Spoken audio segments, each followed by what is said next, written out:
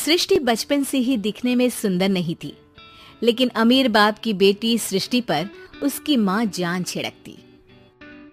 मेरी बेटी कितनी प्यारी है, भगवान सबको सृष्टि जैसी बेटी दे। सृष्टि धीरे धीरे बड़ी होती है। एक दिन सृष्टि की सहेली कहती है, तू दिखने में कितनी अजीब सी है, लेकिन मैं जानती हूँ हम सब में सबसे अच्छी शादी तो तेरी ही होगी। तेरे पापा अमीर जो हैं।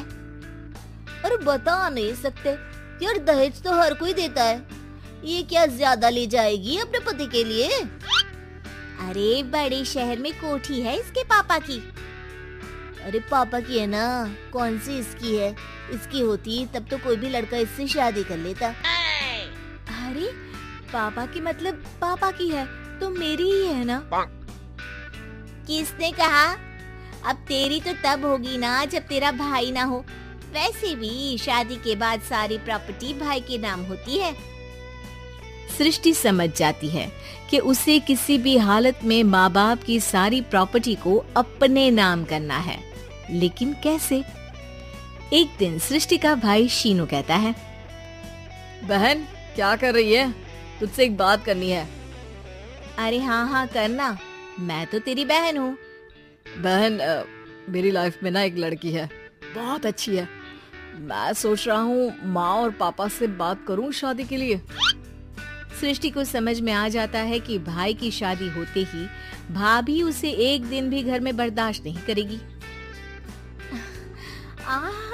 क्या बात है भाई, बताना कौन है वो? यार वो बहुत अच्छी लड़की है, पढ़ी लिखी है, मेरे साथ जॉब भी करती है। बस एक प्रॉब्लम है।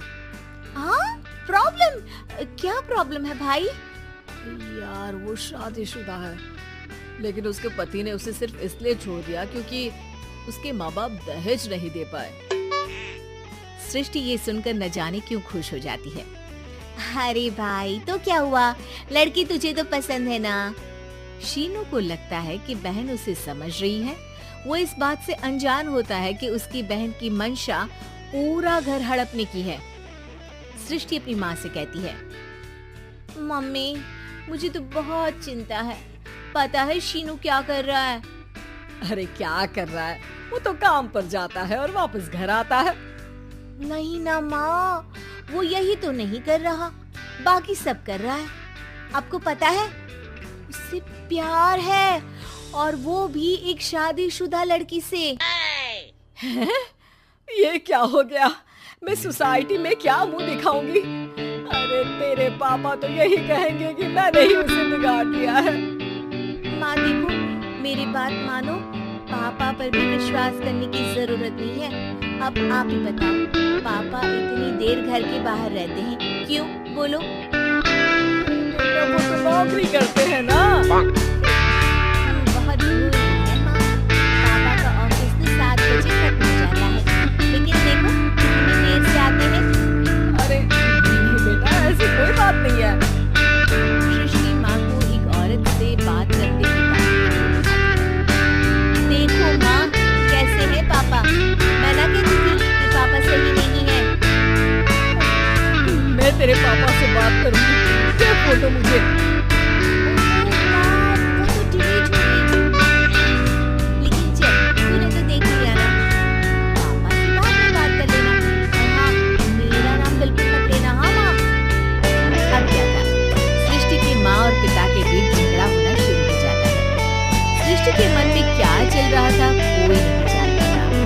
एक दिन माँ, सृष्टि के लिए एक लड़का देखा है, वो लोग शाम को उसे देखने आने वाले हैं। हाँ माँ, फिर खुश कर दो। मैं और पापा मिलकर एक नया बिजनेस ट्राई कर रहे हैं। शाम को लड़का आता है, सांवले रंग का। सृष्टि को तो बिल्कुल भी पसंद नहीं आता।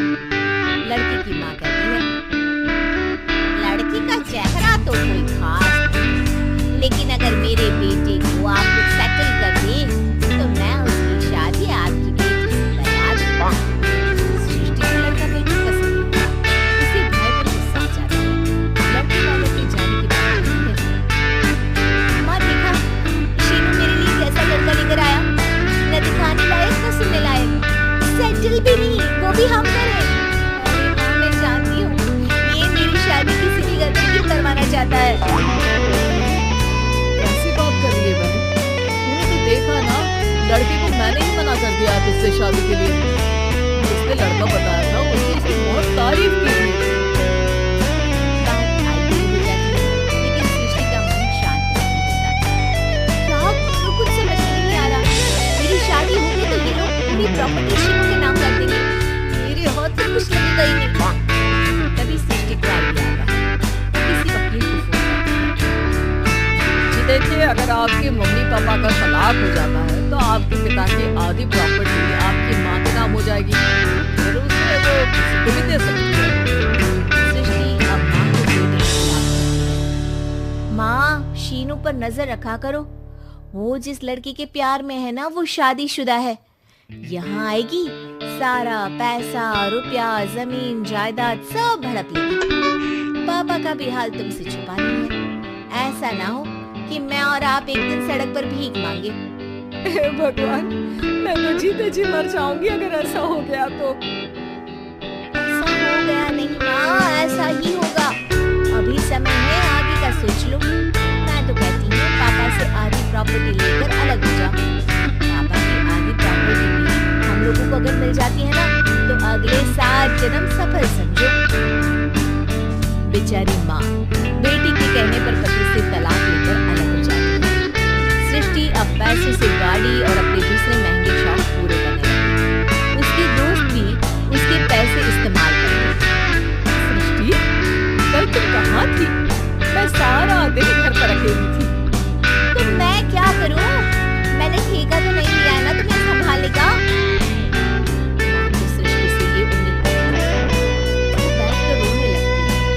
वहीं उसका पति यानी कि सृष्टि के पिता आते हैं। मैं जानता था कि तुम्हारा यही हाल होगा। तो आपने मुझे रोका क्यों नहीं? मैं रोकता तो तुम रुकती क्या? सृष्टि के कहने पर तुमने मुझ पर अपने बेटे पर शक किया, लेकिन तुम ये भूल गई कि कैसे हम दोनों ने मिलकर जीवन में इतना सब खड़ा किया। माँ पति के गले लग जाती है।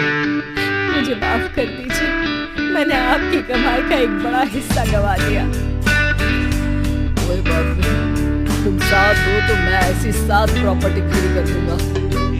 तभी वहाँ सृष्टि आ जाती है रोते हुए।